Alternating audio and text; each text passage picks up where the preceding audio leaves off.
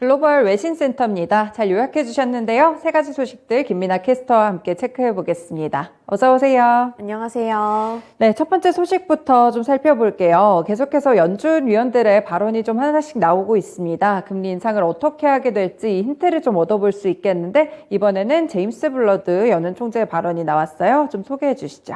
네, CNBC 보도 내용입니다. Fed blurs more interest rate hikes ahead and no U.S. recession. 네, 이번에 연준 쪽에서는 다시 한번 매파적인 기조를 띠고 있는 발언이 많이 나오고 있는데 이 대표적인 매파로 꼽히고 있는 제임스 블러드의 발언도 나왔습니다. 바로 살펴보겠습니다. 미국 연준 내 대표적인 매파로 불리는 제임스 블러드 세인트루이스 연은 총재가 시장의 예상보다 큰 폭의 추가 금리 인상을 내다봤습니다. 제임스 블러드는 1.5%포인트 금리 인상을 주장했는데요. 이번에 블러드 총재는 CNBC와 인터뷰를 했습니다. 이 인터뷰에서 올해 우리는 3.75% 그리고 4%까지 도달해야 한다며 이 기준금리를 많이 올려야 한다고 주장한 건데요. 현재 기준금리는 2.25에서 2.5% 수준을 기록하고 있다는 점을 고려했을 때 연말까지는 총 1.5%포인트의 추가 금리 인상이 필요하다는 것으로 풀이할 수 있습니다. 네, 이렇게 1.5%포인트 추가적인 금리 인상을 한 번 더 예고를 했는데 이 부분이 그동안 시장이 기대를 했던 예상치보다는 좀 높은 수치죠. 네, 그렇습니다. 이 시장은 연준이 오는 9월에 기준금리를 0.5%포인트 올리고 또 남은 두 차례 동안에는 FOMC 정례회의를 통해 0.25%포인트씩 올릴 것으로 예상하고 있었습니다. 따라서 연말까지는 3.25에서 3.5% 수준으로 올릴 것으로 전망하고 있었는데 하지만 블러드 총재는 물가 상승률이 전방위적으로 방향을 바꿔서 약간이 아니라 확실히 내려갔다는 증거를 얻어야 한다며 기준금리가 더 오랫동안 더 높이 머물러 있어야 한다고 주장했습니다. 전반적으로 모든 물가 지표가 내려갔다는 이 확실한 지표를 보기 전까지는 물가 안정을 해냈다는 느낌을 받을 수 없을 것이라고 본 건데요. 따라서 인플레이션을 확실히 잡을 때까지는 이 통화 긴축 기조를 바꾸지 않을 것이라고 내비쳤습니다.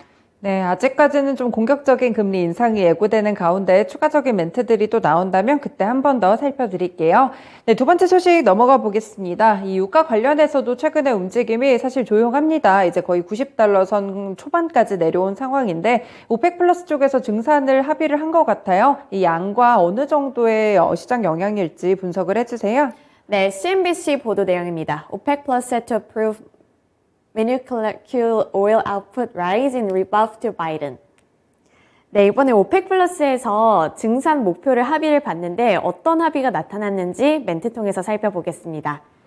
오펙 플러스는 정례회의 이후 9월에 원유 증산량을 하루 10만 배럴로 결정했다고 밝혔습니다. 조 바이든 미국 대통령이 사우디를 방문했지만 오펙 플러스는 되레 증산 속도를 줄였습니다. 이는 7월과 8월 증산량의 15%에 불과한 수준이라고 볼 수 있는데요.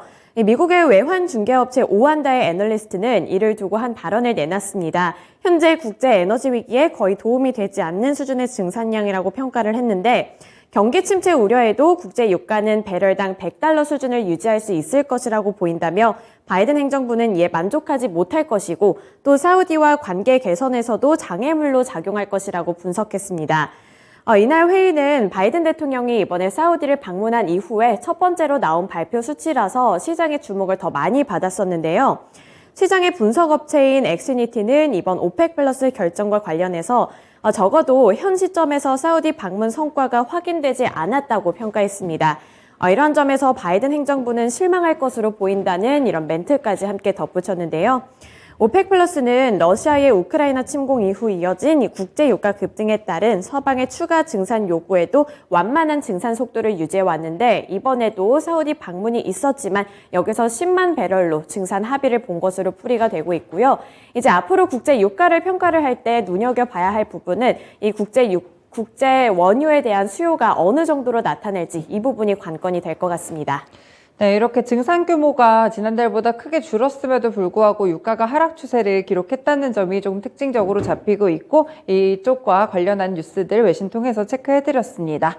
네, 마지막 소식도 체크해 볼게요. 네, 애플과 테슬라가 대만과 중국 갈등 이후에 후폭풍이 좀 예상된다는 보도인데 사실 낸시 펠로시 하원의장이 방문을 한 이후에 별 이야기가 없었던 것 같거든요. 네, 어떤 내용이죠? 네, 포춘 보도 내용이고요. Chip stocks plunges Nancy Pelosi lands in Taiwan. Here's why the chip sector in particular could lose big if China follows through on its threat of strong countermeasures.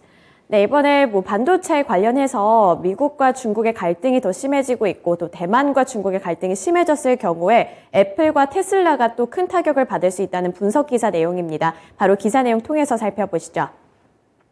TSMC 회장은 중국이 대만을 침공한다면 칩 생산이 불가능해지고 애플이 제품 생산에 타격을 입을 것이라고 분석했습니다.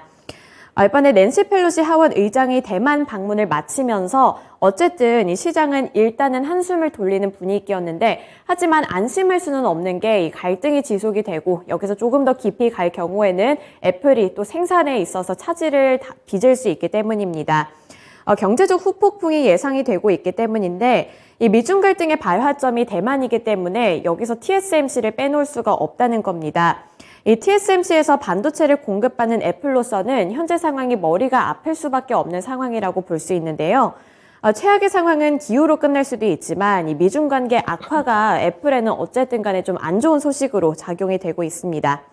2분기 실적만 보더라도 중국은 애플의 전체 매출 가운데 17.6%를 차지하는 세계에서 세 번째로 가장 큰 시장이라는 점을 고려했을 때도 이 타격이 애플에 미치는 영향은 또 클 것으로 보이고요.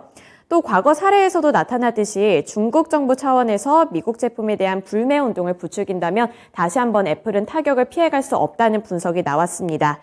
특히 애플 같은 경우에는 다음 달에 이 새로운 아이폰 출시를 앞두고 있는 만큼 이 부분에 있어서 조금 흐름이 어떻게 가는지 이 부분이 좀 체크 포인트가 될 것 같습니다. 네, 애플 상황이 이렇게 체크해봤고 그럼 테슬라 같은 경우에 중국 상하이 쪽에 공장도 갖고 있잖아요. 네. 이쪽 영향은 없나요?